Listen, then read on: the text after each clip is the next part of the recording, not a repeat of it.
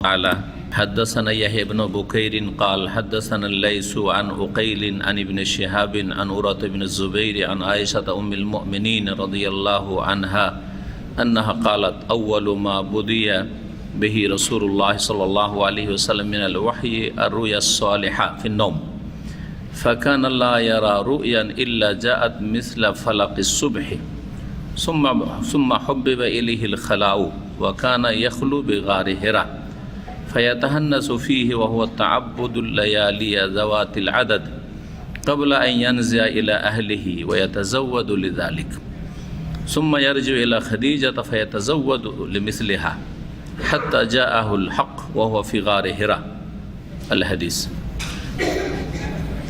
মহান আল্লাহর সমস্ত প্রশংসা যে আল্লাহ রাব্বুল আলামিন ওহীর দ্বারা মানুষের জীবনকে আলোকিত করেছেন। আলহামদুলিল্লাহ যে আল্লাহ রাব্বুল আলামিন ওহী নাজিল করেছেন আম্বিয়া রসুলগণের ওপর। না হলে সৃষ্টিকর্তার উদ্দেশ্য কি আমাদের সৃষ্টি করার এবং আমাদের পক্ষ থেকে তিনি কি চান, আমরা কি করে আমাদের সৃষ্টিকর্তাকে মালিককে রবকে সন্তুষ্ট করব এবং আমরা ইহকাল পরকালের কল্যাণ লাভ করব, তা আমাদের জানার কোনো উপায় ছিল না যদি আল্লাহ রাব্বুল আলামিন ওহী নাজিল না করতেন।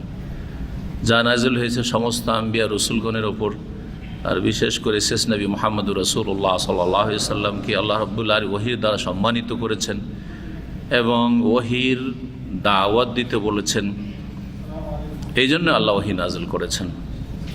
আমাদের ধারাবাহিক আলোচনা সহিহ আল বুখারীর প্রতি জুমাবারে এই বছরে আমরা শুরু করেছি 1440 হিজরিতে। আজকে আমাদের হাদিস হচ্ছে ওহীর পর্বের বা ওহীর অধ্যায়ের 3 নম্বর হাদিস। ভূমিকায় দুটো পর্ব আমাদের ছিল আর তারপরে এটি হচ্ছে তৃতীয় দর্স হাদিসের। একটি হাদিস রয়েছে প্রথম ওহী রাসূলুল্লাহ সাল্লাল্লাহু আলাইহি সাল্লামের ওপর কীভাবে নাজিল হয়, কোথায় নাজিল হয়, কখন নাজিল হয় এবং সে অবস্থাটি কেমন ছিল, এই হচ্ছে আজকের বিষয়বস্তু এই হাদিসের। ইমাম বুখারী রাহমাতুল্লাহি আলাইহি হাদিস বর্ণনা করেছেন তার ওস্তাদ ইয়াহইয়া ইবনে বুকাইর থেকে এবং তার ওস্তাদের ওস্তাদ হচ্ছেন লাইস ইবনে সাদ, আর তার ওস্তাদ হচ্ছেন উকাইল, তার ওস্তাদ হচ্ছে ইবনে শিহাব আজ-জুহরি, জুহরি প্রখ্যাত তাবেঈ মুহাদ্দিস, এবং তার ওস্তাদ হচ্ছেন আরেকজন তাবেঈ উরওয়া ইবনে জুবাইর, সাহাবীর ছেলে জুবাইর বিন আওয়াম রাদিয়াল্লাহু তাআলা আনহু। উরওয়া কিন্তু রাসূলুল্লাহ সাল্লাল্লাহু আলাইহি সাল্লামের সাথে সাক্ষাৎ হয়নি, রাসূলুল্লাহ সাল্লাল্লাহু আলাইহি সাল্লামের হায়াতে পাননি তিনি। তো তিনি সাহাবীদের কাছাকাছি হলেও এবং সাহাবীর ভাই, তার ভাই আব্দুল্লাহ বিন জুবাইর প্রখ্যাত সাহাবী এবং একসময় মক্কাতুল মুকাররমায় তিনি খলিফাও হয়েছিলেন কয়েক বছরে। মায়ের নাম উরওয়া বিন জুবাইরের বা আব্দুল্লাহ বিন জুবাইরের, কে বলতে পারেন? কে বলছে? আসমা, আসমা বিনতে আবু বকর, আবু বকর রাদিয়াল্লাহু তাআলা আনহার বড় মেয়ে আসমা, মা আয়েশা রাদিয়াল্লাহু তাআলা আনহার বড় বোন, আসমার ছেলে। আসমা রাদিয়াল্লাহু তাআলা তার বিয়ে হয়েছিল কার সাথে? আশরা মুবাশশারা প্রখ্যাত একজন সাহাবী, কার সাথে? জুবাইর ইবনুল আওয়াম রাদিয়াল্লাহু তাআলার সাথে। জি, তাহলে রাসূলুল্লাহ সাল্লাল্লাহু আলাইহি ওয়াসাল্লামের সাথে সম্পর্ক, কাছের সম্পর্ক, আত্মীয়তার সম্পর্ক কার? উরওয়া বিন জুবাইর বা আব্দুল্লাহ বিন জুবাইরের। উরওয়া বিন জুবাইরের সাথে রাসূলুল্লাহ সাল্লাল্লাহু আলাইহি ওয়াসাল্লামের ছোট স্ত্রী উম্মুল মুমিনিন আয়েশা রাদিয়াল্লাহু তাআলা আনহার কি সম্পর্ক? খালা। খালা, জি, খালার কাছে সরাসরি শিখতেন উরওয়া রাহমাতুল্লাহি আলাইহি রাদিয়াল্লাহু তাআলা আনহু। তাবেঈদেরকে রাদিয়াল্লাহু আনহু বলা যায়। যদি আপনি বিশেষ করে কোনো এক ব্যক্তিকে খাস না করেন তো সাহাবী ছাড়াও অন্যদের ক্ষেত্রেও রাদিয়াল্লাহু আনহুর দোয়া করা যেতে পারে। এই গুরুত্বপূর্ণ মাসলা মনে রাখবেন। কিন্তু ওখানে গিয়ে আপত্তি করা হবে যেখানে আপনি বিশেষ একজন অথবা একাধিক বা আপনার কিছু গোষ্ঠী আছে তাদের ক্ষেত্রে রাদিয়াল্লাহু আনহু বলেন, সাহাবায়ে কেরাম ছাড়া। সাহাবায়ে কেরামদের সবাইকে তো রাদিয়াল্লাহু আনহু বলছেন, এটা তো প্রচলন আছে। ব্যতিক্রম আছে রাফেজি শিয়াদের, তারা যদি সাহাবায়ে কেরাম নবী করিম সাল্লাল্লাহু আলাইহি ওয়াসাল্লামের বংশের হয় তাহলে তারা কি বলে? কি বলে তারা বলে না আলাইহিস সালাম। ইরানিদের কিতাব দেখবেন আলী আলাইহিস সালাম, জি, হাসান আলাইহিস সালাম, হোসেন আলাইহিস সালাম, হ্যাঁ, জৈনুল আবেদিন আলাইহিস সালাম, জি হ্যাঁ, এইভাবে, জি হ্যাঁ। তো এটি বিদআত, কারণ আলাইহিস সালাম, সালাতু সালাম কার জন্য? আম্বিয়া এবং রসুলের জন্য। সালাম মানে শান্তি। কিন্তু আপনি শুধু বলবেন যে নবীর বংশের যারা হবে তাদেরকে আলাইহিস সালাম, এটা বিদআত, এটি জায়েজ না, জি হ্যাঁ, খাস করা। কিন্তু এমনিতে আমাদের সকলের ওপর শান্তি বর্ষিত হোক, সালাম না এটা? তাহলে আসসালামু আলাইকুম বলছি তো, তাই না?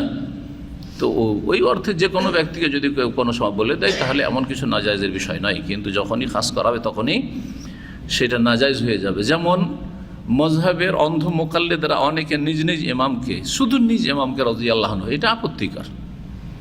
আবু হানিফার নাম আসলে শুধু রাদিয়াল্লাহু আনহু, যেমন ফিকার কিতাবে কিছু কিছু কিতাবে আছে। শাফিরা এবং শাফির নাম আছে রাদিয়াল্লাহু আনহু, হ্যাঁ, মালিকের ইমাম মালিকের নাম রাদিয়াল্লাহু আনহু, তখন জায়েজ নয় যখন একজনের জন্য খাস করবেন। কিন্তু যে কোনো ইমামের নাম আসলে মাঝে মধ্যে বলে দিচ্ছে, ইমাম বুখারী রাদিয়াল্লাহু আনহু জায়েজ, ইমাম মুসলিম রাদিয়াল্লাহু আনহু জায়েজ, ইমাম আবু হানিফা রাদিয়াল্লাহু আনহু জায়েজ। যে আলোচনাটা করলাম এটা আলেম সমাজের জন্য। আম জনগণ যেহেতু আমাদের দেশের বুঝে না, সেজন্য এইরকমভাবে দোয়া না করাটাই ভালো। জায়েজ তো আছে কিন্তু ভালো কেন? কারণ আমাদের দেশের মানুষরা বুঝে, ভারত, বাংলাদেশ, পাকিস্তানের মানুষ, যে রাদিয়াল্লাহু আনহু বলা মানে সাহাবী হয়ে গেল। তাহলে কেউ যদি শোনে ইমাম মালিক রাদিয়াল্লাহু আনহু বলে, ইমাম মালিক মানে সাহাবী না, ভুল হবে না? হবে না? তখন ভুল বুঝবে। এই ভুল বোঝা থেকে জনগণকে বাঁচানোর জন্য আপনি রাদিয়াল্লাহু আনহুকে খাস রাখেন কার জন্য? সাহাবায়ে কেরামদের জন্য। এই উদ্দেশ্যে রাখতে পারেন, কিন্তু যারা বুঝে তাদের সামনে বলতে কোনো অসুবিধা নেই। যেমন আপনাদেরকে বুঝিয়ে দিলাম ক্লিয়ার করে যখন খুলে, তখন আর অসুবিধা নেই আমার আলোচনা পুরোটা শুনলে। কিন্তু শুধু শুধু বলে দিলাম একজনের ক্ষেত্রে রাদিয়াল্লাহু আনহু, বিশেষ যদি উদ্দেশ্য নিয়ে বলি, অতি ভক্তির দৃষ্টিভঙ্গি নিয়ে, তাহলে না যায়। কিন্তু যে কোনো ব্যক্তি আল্লাহ রাজি হোক, এটা দোয়া করা যায় না? আপনার জন্য করা যায়, আমার জন্য করা যায়, যে কোনো ব্যক্তির জন্য করা যায়। এবং কোরআনে কারিমে যেখানে বলা হয়েছে সেখানে শুধু সাহাবীদের সাথে খাস করা হয়নি। সূরা তাওবার আয়াত নম্বর 100-তে আল্লাহ যে বলেছেন মুহাজিরিন আনসার যারা সাবিকুন আউয়ালিন, তারপরে ওয়াল্লাযিনা তাবাউহুম বিইহসান, শুধু সাহাবী মুহাজির আনসারদের জন্য রাদিয়াল্লাহু আনহু বলা হয়নি। কি বলা হয়েছে? যারা তাদের নিষ্ঠার সাথে অনুসরণ করবে, যারা নিষ্ঠার সাথে ইখলাসের সাথে তাদের অনুসারী হবে কিয়ামত পর্যন্ত, রাদিয়াল্লাহু আনহুম, আল্লাহ তাদের উপর রাজি হয়ে যাক, ওয়ারাদু আনহু, এবং তারাও আল্লাহর কাছে পেয়ে রাজি হয়ে যাবে, সন্তুষ্ট হয়ে যাবে। তাহলে বোঝা গেল যে কোরআনে কারিমে কিয়ামত পর্যন্ত যারাই সাহাবায়ে কেরামদের অনুসারী হবে এবং সাহাবায়ে কেরামরা সকলের ওপর আল্লাহ রাজি হোক এবং তারাও আল্লাহর কাছে পেয়ে রাজি হয়ে যাক, এই দোয়া কোরআনে কারিমে শেখানো হয়েছে। গুরুত্বপূর্ণ একটি বিষয় মনে রাখবেন, আন আয়েশাতা উম্মুল মুমিনিন উরওয়া ইবনে যুবাইর রাদিয়াল্লাহু আনহুমা, কারণ বাপ ছেলে জুবাইর সাহাবী আর ওরা হচ্ছেন তাবেঈ, সুতরাং রাদিয়াল্লাহু বললে কি বলতে হবে? দুজনকে দোয়া দেবেন। অনেকে বাপ বেটা দুজনে মুসলিম আর দোয়া করছে রাদিয়াল্লাহু আনহু, হ্যাঁ, তাহলে আপনি একজনের জন্য দোয়া করলেন, ঠিক না? আপনার এটা ঠিক হইল না। আপনি কারো বাপের সাথে মিলিয়ে বলছেন, হ্যাঁ, ধরেন আপনি বলছেন, কি বলছেন, ইমাম আহমদ বিন হাম্বল রাহিমাহুল্লাহ তাআলা, আমরা তো বলছি, কিন্তু ইমাম আহমদ ইমাম, তার জন্য দোয়া করছেন, তার বাপ একজন মুসলিম না, হ্যাঁ, আলেম অবশ্যই, সে ইমাম আহমদের পর্যায়ে নাই হোক, কিন্তু আসলে সূক্ষ্মভাবে চিন্তা করলে আমাদের দুজনকে দোয়া দেওয়া উচিত, তাই না? হ্যাঁ, বাপ যখন কাফের থাকবে, একজন কাফের একজন মুসলিম, তখন আমরা কি বলবো? রাহিমাহুল্লাহ তাআলা, রাহিমাহুল্লাহ বলবো না তখন। কিন্তু এগুলো যারা বুঝে, আলেমরা যারা সেগা পরিবর্তন করতে পারবে, ওয়াহেদ তাসনিয়া জামা, তারা এটা করবে। একাধিক নাম আসলো রাহিমাহুল্লাহ, যদি দ্বিবচন নাই করতে পারে তাসনিয়া, তো বহু বচন তো করতে পারে রাহিমাহুল্লাহ, জি হ্যাঁ, এটাই হওয়া উচিত আসলে। মানে কি খেয়াল রাখেন না? আব্দুল্লাহ বিন আব্বাস কি বলবেন? রাদিয়াল্লাহু আনহুমা। হাসান বিন আলী রাদিয়াল্লাহু আনহুমা। কিন্তু আব্দুল্লাহ বিন মাসউদ রাদিয়াল্লাহু আনহু, কারণ তার বাপ মাসউদ ইসলাম গ্রহণ করেনি, তাই না? আবদুল্লাহ ইবনে আমর ইবনে আস, কি বলবেন? আবদুল্লাহ বিন আমর বিন আস, কি বলবেন? রাদিয়াল্লাহু, বহুবচন না, কারণ আস মুসলমান হয়নি, কুফরির অবস্থায় মারা গেছে। তাহলে আবদুল্লাহ বিন আমর, ওনার দাদা যে আস বিন ওয়াইল সাহমি, সে কুফরির অবস্থায় মারা গেছে। সুতরাং দুজনকে দোয়া দিতে পারবেন, আবদুল্লাহকে আর আমরকে। আমর বিন আসও মুসলিম আর আবদুল্লাহ মুসলিম, শুধু রাদিয়াল্লাহু আনহুমা। জি। আন্নাহা কালাত, মা আয়েশা রাদিয়াল্লাহু তাআলা আনহা বলছেন, আউয়ালু মা বুদিয়া বিহি রাসূলুল্লাহ সাল্লাল্লাহু আলাইহি ওয়াসাল্লাম মিনাল ওয়াহী, সর্বপ্রথম রাসূলুল্লাহ সাল্লাল্লাহু আলাইহি সাল্লামের ওয়াহির যে সূত্রপাত হয়, ওয়াহি যে আরম্ভ হয় বা শুরু হয়, বুদিয়া শুরু করা হয়, কি দিয়ে শুরু হয়? প্রথম ওয়াহি আর রুইয়া সালিহা ফিন নওম, নিদ্রা অবস্থায় ভালো স্বপ্ন। সালেহ মানে ভালো, ভালো স্বপ্ন দিয়ে ওয়াহি শুরু হয়। জি। অন্য রিওয়ায়াতে রয়েছে আর রুইয়া সাদেকা, রুইয়া আর সাদেকা মানে সত্য স্বপ্ন, সত্য স্বপ্ন। জি হ্যাঁ, সত্য স্বপ্ন আর ভালো স্বপ্ন, জি, একই জিনিসকে বোঝানো যেতে পারে, আবার আম খাসও হইতে পারে। সত্য স্বপ্ন কিন্তু সেটা আপনার জন্য ভালো নয়, খারাপও হইতে পারে। জি হ্যাঁ, কিছু সত্য স্বপ্ন আছে ভালো, যেটা আপনার জন্য কল্যাণকর, কিছু অমঙ্গল হতে পারে আপনার জন্য, জাতির জন্য, দেশবাসীর জন্য। স্বপ্ন নিজের ক্ষেত্রে দেখতে পারে, অন্যের ক্ষেত্রে দেখতে পারে, একজনের ক্ষেত্রে দেখতে পারে, গোটা জাতির ক্ষেত্রে দেখতে, উম্মতের ক্ষেত্রে দেখতে পারে মানুষ। জি হ্যাঁ, ইয়ারাহাল মুসলিম আউতুর আলাহু, নবী সাল্লাল্লাহু আলাইহি ওয়াসাল্লামের হাদিসে রুইয়া স্বপ্নের অধ্যায়গুলিতে যে হাদিসগুলি এসছে, তার একটি হাদিসে রয়েছে যে মুসলিম নিজে স্বপ্ন দেখে, ইয়ারাহাল মুসলিম, নিজের জন্য তারই সাথে সম্পর্কিত স্বপ্ন, অথবা অন্যের ক্ষেত্রে আউতুর আলাহু, অথবা তার ক্ষেত্রে অন্য কেউ স্বপ্ন দেখছে। আপনি স্বপ্ন দেখছেন অমুক ব্যক্তিকে বিশেষ কোনো অবস্থায়, বা বিশেষ একটি গোষ্ঠীকে, দলকে, উম্মতকে বিশেষ অবস্থায়, তা সেটা হচ্ছে রুয়া সালেহা, ভালো স্বপ্ন, বা রুয়া সাদেকা, সত্য স্বপ্ন। তার একটি সুন্দর তাবির রয়েছে যেটা হয়তো আমরা বুঝি না, অথবা কেউ যে বুঝতে পারলো বুঝলো। তো কখনো নিজের জন্য স্বপ্ন দেখা, কখনো অন্যের জন্য স্বপ্ন দেখা, অথবা আপনি আপনার জন্য স্বপ্ন দেখলেন না, অন্য কেউ দেখল স্বপ্নের বিষয়টি। স্বপ্নের কথা বললে কিন্তু মানুষ শুনতে খুব আগ্রহী হয়, পরীক্ষা দিতে, তাই না? ভালো লাগে, স্বপ্নের কথা শুনলে ভালো লাগে। এই ক্ষেত্রে অনেকে কিন্তু অতিরঞ্জন, বাড়াবাড়ি পর্যায়ে পৌঁছে যায়, এমন স্বপ্নের পিছনে ছুটে ও ধর্মকর্ম বেশি করে না, নামাজের অবস্থা খারাপ হয়তো, হ্যাঁ, দিনদারির অবস্থা ফরজে ঘাটতি, কিন্তু স্বপ্ন দেখলে আমার একটা স্বপ্নের তাবির করতে হবে, আমি একটা গুরুত্বপূর্ণ স্বপ্ন দেখেছি। না, এত স্বপ্নের পিছনে পড়িয়েন না, আবার বেশি স্বপ্নের পিছনে পড়লে মানুষের বিভ্রান্তির, গুমরাহির আশঙ্কা আছে, এটাও ভালো করে শুনে রাখেন। কিন্তু স্বপ্ন যদি দেখেন আর আপনি নিজের তাবির নিজে বুঝতে পারেন তো আলহামদুলিল্লাহ, নিজে যদি বুঝতে না পারেন তো যারা অভিজ্ঞ তাদের কাছে জিজ্ঞাসা করা স্বপ্ন সম্পর্কে জায়েজ আছে। কিন্তু প্রতিটি স্বপ্নের ক্ষেত্রে আর স্বপ্নের পিছনে ছুটা, স্বপ্ন দেখার চেষ্টা করা, যেমন বেদাতীদের আরেকটি লক্ষণ হচ্ছে নবীকে স্বপ্ন যোগে দেখার জন্য তদবির করা, আর বিশেষ কিছু দুরুদ পড়া, যা ফাজাইল আমল তবলিগি নেশাবে শেখানো হয়েছে, সবগুলি বেদাত। ভালো করে শুনে রাখেন, নবীকে স্বপ্নে দেখার জন্য চেষ্টা চালানো, এটি একটি বেদাত যা সাহাবীরা করেন নাই, যে বেদাতের শিক্ষা দেওয়া হয়েছে এই সব কিতাবগুলিতে। তবে কেউ যদি দেখে নেই আর নবী সাল্লাল্লাহু আলাইহি ওয়াসাল্লামের দৈহিক গঠন সম্পর্কে সে ওয়াকিফাল হয়, আর সে মোটামুটি নিশ্চিত যে আমি রাসূলুল্লাহ সাল্লাল্লাহু আলাইহি ওয়াসাল্লাম সম্পর্কে যেভাবে পড়েছি যে তার হুলিয়া মোবারক এরকম ছিল, দেখতে তিনি এমন ছিলেন তেমনই দেখেছি, তাহলে ঠিক আছে। আর এই ক্ষেত্রে 100% নিশ্চিত সাহাবায়ে কেরামগণ যে তারা দিনে দেখছেন, রাত্রে স্বপ্ন দেখলেন, তাই না? আর অন্যরা তাহলে নবী সাল্লাল্লাহু আলাইহি ওয়াসাল্লাম সম্পর্কে যথেষ্ট কি রাখতে হবে? জ্ঞান রাখতে হবে, তার শারীরিক গঠন, খালক সম্পর্কে, সৃষ্টিগতভাবে কেমন ছিলেন, ও খোলকান, এবং তার আচার আচরণ কেমন ছিল। কারণ মানুষের কথা শুনলেও বোঝা যায় যে এই কথাগুলি কার। আমরা বুঝতে পারি যে এই কথাগুলি অমুকের হইতে পারে না, এইরকম কথা উনি বলতে পারেন না, হয়তো এত ভালো কথা যে যোগ্যতা বলার নেই তার হয়তো, অথবা এত খারাপ কথা ভালো মানুষ দ্বারা হইতে পারে না। চরিত্র দিয়েও মানুষকে চেনা যায়, আর যে দৈহিক যে এটা অবয়ব রয়েছে সেটা দিয়েও মানুষকে চেনা যায়। তা আপনাকে তাহলে রাসূলুল্লাহ সাল্লাল্লাহু আলাইহি ওয়াসাল্লাম সম্পর্কে এই দুটো দিক সম্পর্কে ভালো জ্ঞান রাখতে হবে। আর তারপরে যদি স্বপ্নে দেখে নেন তো ভালো কথা, ফাকান্নামা রাআনি, মান রাআনি ফিল মানামি ফাকান্নামা রাআনি, আমাকেই দেখলো তাই। ফাইন্না শাইতানা লা ইয়াতামাসসালু বি, কারণ শয়তান নবী করিম সাল্লাল্লাহু আলাইহি ওয়াসাল্লামের রূপ ধারণ করতে পারে না, কিন্তু এর জন্য চেষ্টা চালানো, তখন শয়তান সুযোগ নেই, শয়তান সুযোগ নেই। রাসূলুল্লাহ সাল্লাল্লাহু আলাইহি ওয়াসাল্লাম স্বপ্ন যোগে আসেন না, দেখেন না রাসূলুল্লাহ সাল্লাল্লাহু আলাইহি ওয়াসাল্লামকে, শয়তানকে দেখেছে, কিন্তু ও তো জানে না নবী সাল্লাল্লাহু আলাইহি ওয়াসাল্লামের খালক খোলক সম্পর্কে। সুতরাং শয়তান এসে বলে যে আমি তোমার নবী বলছি, তুমি এইরকম কাজ করো, হয়তো ভালো কথাই বললো, ধরে নিল যে ভালো যখন বলেছে তখন নবী হবে। না না, শয়তানও ভালো কথা বলতে পারে।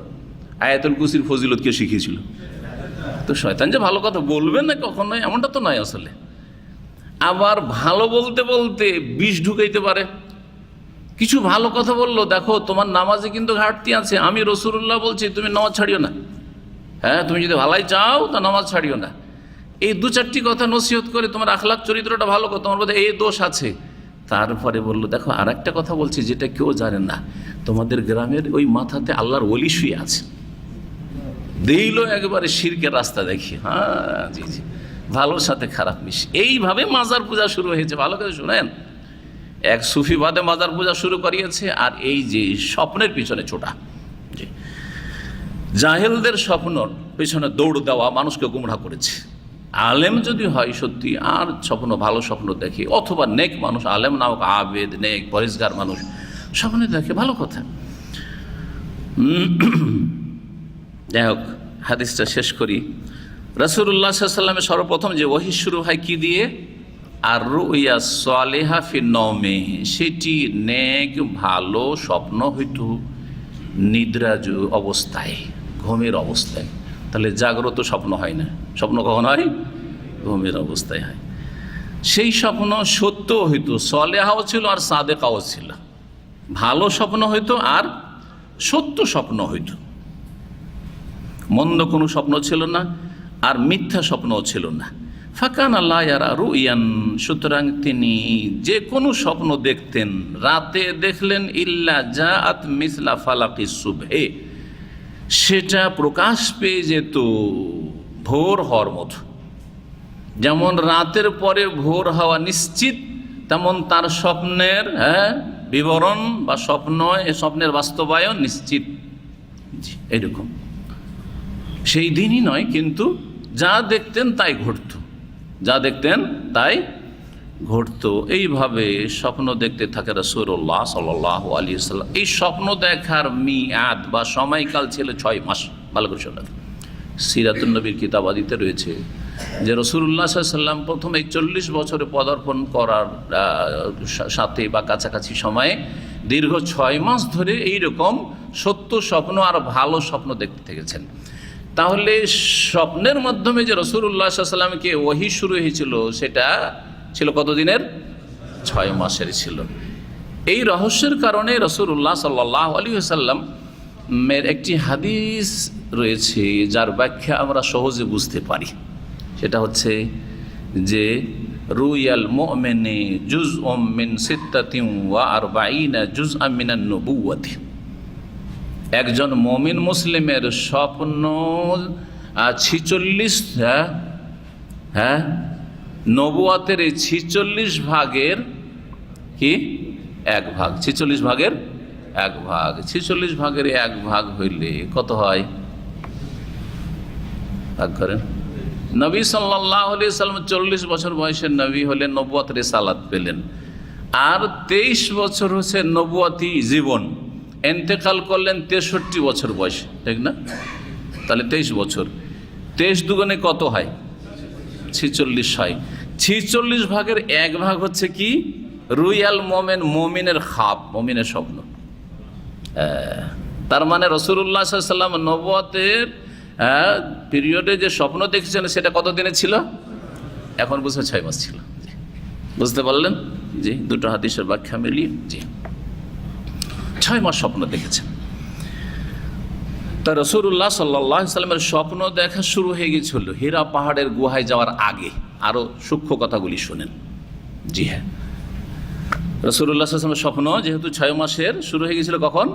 হীরা পাহাড়ের গুহায় ইবাদতে যাওয়ার আগেই। এবং নির্জনতা পছন্দ যে তিনি করতে শুরু করলেন, নির্জনে থাকাটাকে ভালোবাসতে লাগলেন, নির্জন প্রিয় হয়ে উঠলেন, মানুষের সাথে অত মেলামেশা না, একা একা থাকবো, আল্লাহ রাব্বুল আলামিনের সন্ধানে, আল্লাহ রাব্বুল আলামিনের জিকির আজকারে। জি হ্যাঁ, এটা মনে আসার আগে থেকে এই স্বপ্ন শুরু হয়ে গিয়েছিল, সত্য স্বপ্ন এবং ভালো স্বপ্ন। এই জন্য বলছেন, দেখেন হাদিসের ভাষাগুলি কত সূক্ষ্ম। সুম্মা হুব্বিবা ইলাইহিল খালাউ, অতঃপর তার অন্তরে ভালোবাসা সৃষ্টি করে দেওয়া হইল নির্জনতার। অতঃপর কিন্তু কি হয়েছে? স্বপ্ন শুরু হয়ে গেছে, আর তারপরে কি শুরু হয়েছে? একা থাকা ভালোবাসতে শুরু করলেন। আল্লাহ রাব্বুল মনে এমন একটা কিছু তৈরি করে দিলেন তার, যে না, লোকের ভিড় ভাড়ে না থেকে আর সবসময় লোকালয়ে না থেকে নির্জনে যাই এবং আল্লাহ রাব্বুল ইবাদত বন্দেগী করি। প্রথম তাহলে কি হলো? স্বপ্ন হইল। আর তারপর দ্বিতীয় পর্বে নির্জনতা পছন্দ করতে লাগলেন। যখন নির্জনতা পছন্দ করতে লাগলেন তখন নির্জন জায়গা খুঁজলেন যে কোনখানে গেলে মানুষ ভিড়ভাড় করবে না। কারণ নির্জনেই থাকলাম, কিন্তু মানুষের হাতের নাগালে তো যেই সে এসে ঢুকবে। নিজের বাড়িতেও যদি নির্জন একটা জায়গায় বসেন, ছোট বাচ্চারা ঢুকবে না? আশেপাশের কেউ ঢুকবে না? অনেকে দেখতে ঢুকবে যে দেখি এই মুহাম্মদ সাল্লাল্লাহু আলাইহি সাল্লাম শুনছি যে না, লোকজনের সাথে কথা একটু কম বলছেন এবং নির্জনে থাকা পছন্দ করছেন, কি করছেন দেখি আসি, একটু ভিড়ভাড় শুরু করে দেবে, তাই না? আপনি আমি যে কেউ করি, অবশ্য বেদাত। এটা যদি কেউ করে এটা তো বেদাত। কেন বেদাত? গত সপ্তাহে বলেছি কিন্তু, কারণ রাসূলুল্লাহ সাল্লাল্লাহু আলাইহি সাল্লামের নবুয়ত রিসালাতের জীবনটা হচ্ছে আমাদের জন্য অনুসরণীয় এবং মেনে চলা ফরজ। তার আগে যা তিনি করেছেন সেগুলি শরীয়ত নয়, কারণ ওহী আসার পূর্বে তিনি করেছেন। ওহী আসার পরে হীরা পাহাড়ের গুহায় কখনো তিনি জিকির আজকার, ইবাদত বন্দেগী, ইতিকাফ, দুয়া এসবের জন্য যাননি। আর আল্লাহ কোরআনে কারীমে কি বলেন? লাকাদ কানা লাকুম ফি রাসূলিল্লাহি উসওয়াতুন হাসানাহ। সূরা আহজাব আল্লাহ বলছেন, নিশ্চয়ই তোমাদের জন্য রয়েছে ফি রাসূলিল্লাহ, রাসূলুল্লাহ সাল্লাল্লাহু আলাইহি ওয়াসাল্লামের ভিতরে, রাসূলুল্লাহ সাল্লাল্লাহু আলাইহি ওয়াসাল্লামের জীবনে উসওয়াতুন হাসানাহ, উত্তম আদর্শ। যেই দিন তিনি রাসূলুল্লাহ হলেন সাল্লাল্লাহু আলাইহি ওয়াসাল্লাম, সেই দিন থেকে তিনি আমাদের জন্য এমন আদর্শ যার অনুসরণ করা ফরজ, যার আনুগত্য করা ফরজ। তার আগে যে 40 বছর বয়সে কি করেছেন তিনি, সেগুলি আমাদের জন্য অনুসরণীয় নয়। বরং কেউ অনুসরণ করে তো সে ভুল করবে, বেদাতে লিপ্ত হবে, কারণ সেটা দিন ছিল না, আল্লাহর গাইড হিসাবে ছিল না। আল্লাহ ওই সব রাস্তা দেখাননি। ভালো কাজ করলেও তাকে ভালো লেগেছে, ভালো কাজ করেছে।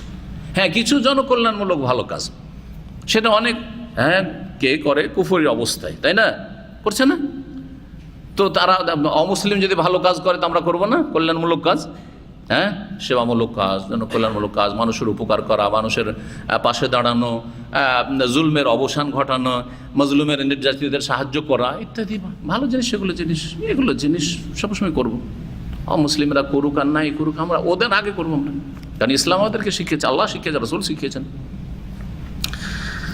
কিন্তু ইবাদত বন্দেগীর ক্ষেত্রে, আকীদার ক্ষেত্রে এমন কিছু যদি পাওয়া যায় যে নবী সাল্লাল্লাহু আলাইহি ওয়াসাল্লাম এই তরিকাতে ইবাদত করতেন নবুয়তের আগে, সেই তরিকাটা আমাদের জন্য নয় সেটা, কারণ তখন নবুয়ত আসেনি, ওহী আসেনি। নবী সাল্লাল্লাহু আলাইহি ওয়াসাল্লাম নির্জনতা পছন্দ করতে লাগলেন। এখন নির্জন জায়গায়, এমন জায়গায় খুঁজলেন যেখানে মানুষ সহজে পৌঁছিতে পারবে না। 3 মাইল দূরে, 5 কিলোমিটার মোটামুটি। ডান দিকে মেনা চলে যাবে আর বাম দিকে গারে হেরা, হেরা পাহাড়ের গুহা, গার মানে গুহা, জাবাল হেরা। সেই যুগে এই পাহাড়টিকে বলা হতো হেরা। আর পরে যখন ওহী নাযিল হইল, আর ওহী হচ্ছে নূর, ওহী হচ্ছে জ্যোতি, ওহী হচ্ছে আলো, সেই জন্য মুসলিমরা নামটা যুগের আবর্তন বিবর্তনে পরিবর্তন করে ফেললো, দিয়ে নাম দিয়ে দিল কি? জাবালুন নূর দিয়ে দিল। জি, নবী সাল্লাল্লাহু আলাইহি ওয়াসাল্লামের জামানায় এটাকে জাবালুন নূর বলা হইতো না, এইরকম কোনো কিছু পাওয়া যায় না।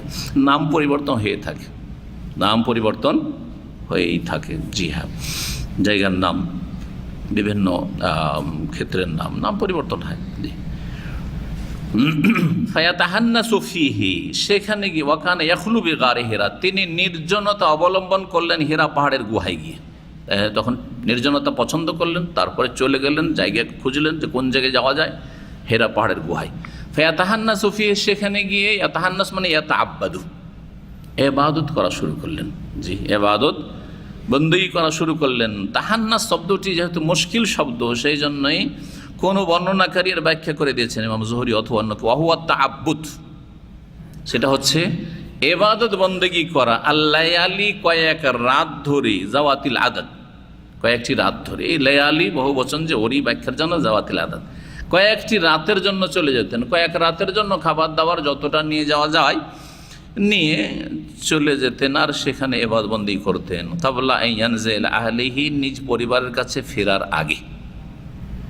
কয়েকদিন থাকার পরে কয়েক রাত থাকলেন, ইবাদতবন্দি করলেন, আর তারপরে আবার নিজ পরিবারের কাছে, তখন পরিবার ছিল শুধুমাত্র উম্মুল মুমিনিন খাদিজা রাদিয়াল্লাহু তাআলা আনহা, তার কাছে ফিরে আসতেন। ওয়ায়াতাজাওয়াদু লিযালিকা, আর এইরকমই তিনি কি নিতেন, বা এই জন্য তিনি সম্বল নিয়ে যেতেন, কিছু খাদ্য, তা জাদ মানে সম্বল, পাথেয়, খাবো দাবো, জি হ্যাঁ, পানি নিয়ে যেতেন। সুম্মা ইয়ারজিউ ইলা খাদিজা, তারপরে যখন শেষ হয়ে যেত, কয়েকদিন হইতো, আবার ফিরে আসতেন খাদিজা রাদিয়াল্লাহু তাআলা আনহার কাছে। ফায়াতাজাওয়াদু মিসলিহা, অনুরূপ তিনি পাথেয় বা সম্বল নিয়ে যেতেন। চলতে থাকতো। এটা কতদিন চলেছিল? সহিহ বুখারীর যারা শারহ ভাষ্য করেছেন তারা বলেছেন সেটা ছিল শাহরুন ওয়াহিদ, এক মাস ছিল। এক মাস কি ছিল? হেরা পাহাড়ের গুহায় রাসূলুল্লাহ সাল্লাল্লাহু আলাইহি ওয়াসাল্লামের নির্জনতা, যেটাকে ইসলামের ভাষায় ইতিকাফ বলা যেতে পারে, কারণ এখন ইসলামে একটি নির্জনতাই শুধু শরীয়ত সম্মত, সেটা হচ্ছে ইতিকাফ করা। আর ইতিকাফের জন্য জায়গা আল্লাহ নির্ধারণ করেছেন, সেটা বনেও চলবে না, জঙ্গলেও চলবে না, পাহাড়ের গুহাতেও চলবে না, আর কোথাও আন্ডারগ্রাউন্ডে চলবে না। কোথায় চলবে? আর মহিলাদের নিজের বাসাতে মুসাল্লা জায়নামাজ বিছিয়েও চলবে না। কোথায় চলবে? একমাত্র মসজিদে। ভালো করে শুনে রাখেন, আল্লাহ বলছেন ওয়ালা তুবাশিরুহুন্না ওয়া আনতুম আকিফুনা ফিল মাসাজিদ, মসজিদে যখন ইতিকাফ অবস্থায় থাকবে তখন তোমরা স্ত্রীদের সংস্পর্শে যেও না। তাহলে বোঝা গেল ইতিকাফ কোথায় হবে? ফিল মাসাজিদ। একটি দলিল। আর এটা দলিল অনেকবারই শুনেছি। আর একটা দলিল শুনেন, আল্লাহ বলছেন ওয়াতাহহির বাইতিয়া, আমার ঘরকে পাক পবিত্র রাখো, লিতায়েফিনা, তাওয়াফকারীর জন্য, মানে কাবা ঘরকে, হ্যাঁ, ওয়াল আকিফিনা, আর ইতিকাফকারীর জন্য, ওয়ার রুক্কাই সুজুদা, রুকুকারী সেজদাকারীর জন্য। বুঝতে পারছেন না? তাহলে বোঝা গেল যে তাওয়াফ হবে বাইতুল্লাহর, আর ইতিকাফ হবে সবচেয়ে শ্রেষ্ঠ মসজিদ হলে সবচেয়ে শ্রেষ্ঠ ইতিকাফ সেটা হচ্ছে বাইতুল্লাহ। আর বাইতুল্লাহ যদি যাওয়া সম্ভব না হয় তাহলে অন্য আরও দুটি মসজিদে ফজিলত রয়েছে বেশি, আর তাও যদি সম্ভব না হয় তিনটি মসজিদের, তাহলে সব মসজিদ সমান, সব মসজিদ। তখন এই কথা বলতে পারেন না, না আমি দামামের মসজিদে করবো না, এর চেয়ে বেশি ফজিলত হবে যদি আমি গিয়ে রিয়াজের জামে কবির বড় জামে মসজিদে করি। না না, কোনো ফজিলত নেই, কোনো ফজিলত নেই। হ্যাঁ, মদিনায় আপনি আছেন, যদি মসজিদ নবীতে ইতিকাফ সম্ভব হয় তাহলে সবচেয়ে ভালো ফজিলতের, আর যদি না হয় তো বলবেন না আমি মসজিদে কোবাতে করবো, এটার বেশি ফজিলত না, এমন কোনো ফজিলত নেই। তাহলে বাকি সব মসজিদ সমান, বাকি সব মসজিদ সমান। যদিও মসজিদে কোবার বিশেষ ফজিলত আছে, সেটা হচ্ছে আপনি বাড়ি থেকে, বাসা থেকে, হোটেল থেকে উজু করে যাবেন, আর যাওয়ার পরে সেখানে 2 রাকাত সালাত আদায় করবেন। জি হ্যাঁ।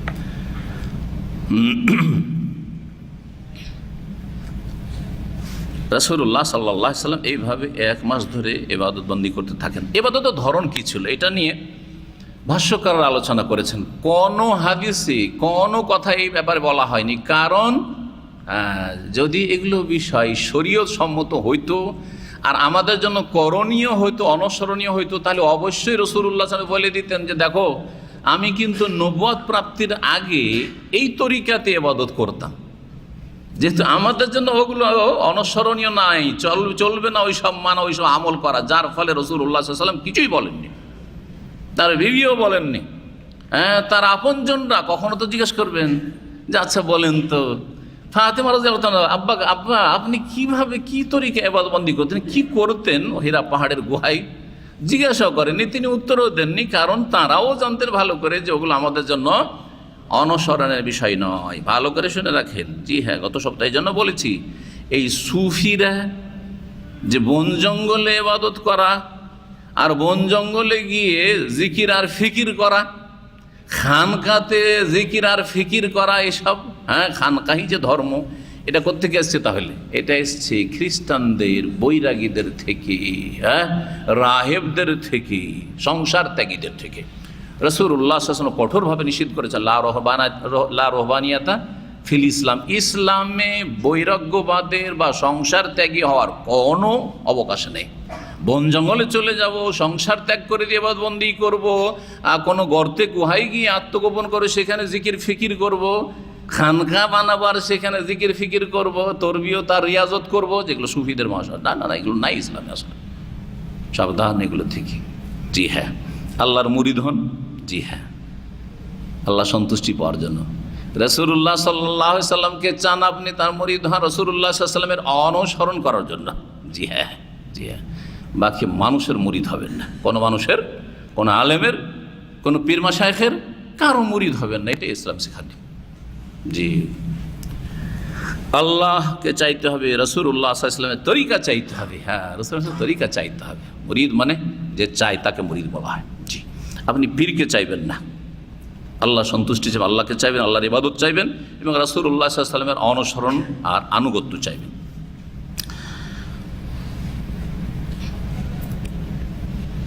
এইরকম এক মাসে ইবাদতবন্দি করতে আছেন, হাত্তা জাআহুল হক। তবে রাসূলুল্লাহ সাল্লাল্লাহু আলাইহি ওয়াসাল্লামের ইবাদত নিশ্চিত ধরে নেব যে জিকির আজকার ছিল, জিকির আজকার ছিল। এই ক্ষেত্রে বিভিন্ন মত কিছু কিছু ভাষ্যকাররা পেশ করলেও কেউ বলেছেন তিনি নূহ আলাইহিস সালামের তরিকায় করতেন, বলতে তার পয়সা লাগে না, তাই না? কেউ বলছে ইব্রাহিম খলিলুল্লাহর হ্যাঁ দিন হানিফের তরিকায় তিনি ইবাদতবন্দি করতেন, জিকির আজকার করতেন। কেউ বলেছেন না, তার আগে যে নবী ছিলেন বড় নবী মুসা আলাইহিস সালাম, মুসা আলাইহিস সালামের দিনের তরিকায় করতেন, ঈসা আলাইহিস সালামের তরিকায় করতেন। এগুলোর মধ্যে সবচেয়ে বেশি যেটা বলেছেন ওলামারা সেটা হচ্ছে, যেহেতু মক্কাবাসী ইব্রাহিম আলাইহিস সালামের দিনের অনুসারী ছিল, নামে হইলেও কাজে না হইলেও, তো ইব্রাহিম আলাইহিস সালামের দিনে হানিফ ফের ওপর থেকেই তিনি ছোটকাল থেকেই শিরকে আর প্রতিমা পূজাকে ঘৃণা করতেন, কখনো জাননি। তিনি আল্লাহ রাব্বুল আলামিনকে ডাকতেন, আল্লাহ রাব্বুল আলামিনকে ডাকতেন। দিনে হানিফ ইব্রাহিম আলাইহিস সালামের দিনকে রহিত করে দেওয়া হয়েছে, সুতরাং নবী সাল্লাল্লাহু আলাইহি ওয়াসাল্লাম যদি ওইসব কিছু করে থাকেন সেটাও রহিত, মনসুখ। জি হ্যাঁ, কিন্তু কোনো হাদিসে এই কথা নেই যে তিনি ইব্রাহিমী তরিকাতেই জিকির আজকার করতেন, এই কথাও কোনো হাদিসের কথা নেই। এগুলো হচ্ছে হাদিসের ভাষ্যকারদের বিভিন্ন মতামত। তারপরে বলছেন যে হাত্তা জাআহুল হাক্কু ওয়া হুয়া ফি গারে হিরা, এমনকি তার কাছে সত্য আগমন করলো যখন তিনি হীরা পাহাড়ের গুহায় অবস্থান করছিলেন। ওই যে কয়েকদিনের জন্য খাবার দাবার নিয়ে যান, পানি নিয়ে যান, ইবাদত করেন, আবার ফিরে আসেন, আবার ফিরে আসেন, কিছু সময় তো ফিরে আসে বাড়িতে কাটান, তাই না? ওই সময় কিন্তু ওহী আসেনি, রাস্তায় আছেন, বাড়িতে আছেন, ওই সময় ওহী আসেনি। ওহীটা কোথায় আসছে? যখন তিনি হীরা পাহাড়ের গুহায় ছিলেন। ফাজাআহুল মালাক, এই হক, হক মানে হচ্ছে আল হাক্কু ওয়াহি, হক হচ্ছে ওহী, আর হক বহনকারী হচ্ছেন জিবরিল আমিন আলাইহিস সালাতু ওয়াস সালাম। তো হক আসলো জিবরিল আলাইহিস সালাম ফেরেশতার মাধ্যমে। ফাজাআহুল মালাক, সুতরাং মালাক ফেরেশতা আসলেন। ফাকালা, এসে কি বললেন? ইকরা, ইকরা পড়ো। প্রথমে এসে পড়তে বললেন। কালা, রাসূল বলেন মা আনা বিকারিইন, আমি পড়তে পারি না, আমি লেখাপড়া জানি না, পড়তে পারি না। রাসূলুল্লাহ সাল্লাল্লাহু আলাইহি ওয়াসাল্লাম এই কথাই বললেন। হাদিসটার ব্যাখ্যা করার আগে আরেকটি প্রশ্নের উত্তর দিই, সেটা হচ্ছে যে রাসূলুল্লাহ সাল্লাল্লাহু আলাইহি ওয়াসাল্লামের ওহী স্বপ্ন দিয়ে কেন শুরু হলো? সরাসরি কেন ফেরেশতা দিয়ে শুরু হলো না? প্রশ্ন হইতে পারে না, জাগে না? আল্লাহ সরাসরি ওহী করে দিতেন। জিবরাইল আসলাম বলে দিল যে ইন্নাকা লা রাসূলুল্লাহ হাক্কান, তুমি সত্য রাসূল, আল্লাহ আমাকে পাঠিয়েছে তোমার কাছে, ওহী নিয়ে হয়ে গেল। এই 6 মাস ধরে ওই স্বপ্ন দেখার দরকারটা কি ছিল? দেখি আপনাদের কল্পনাতে, হ্যাঁ আগ্রহ বাড়বে। চলেন একটা অবগত করা। হ্যাঁ হ্যাঁ হ্যাঁ, এটা সবচেয়ে কাছের কথা। এটা হচ্ছে প্রস্তুত করা থাকে। হ্যাঁ, হঠাৎ করে বড় কিছু যদি চলে আসে অসাধারণ, তাহলে মানুষ এত ভয়ে ভীত আতঙ্কে চলে আসবে যে হয়তো মৃত্যুবরণ করতে পারে, বরদাস্ত নাও করতে পারে। হ্যাঁ, সুতরাং 6 মাস ধরে স্বপ্ন হচ্ছে আর স্বপ্নের বাস্তবায়ন হয়ে যাচ্ছে, সাহস বাড়ছে, হিম্মত বাড়ছে। জি হ্যাঁ, হ্যাঁ, মানসিক যেটা শক্তি সেটা মজবুত হচ্ছে। এটা গিয়ে চলে আসুন।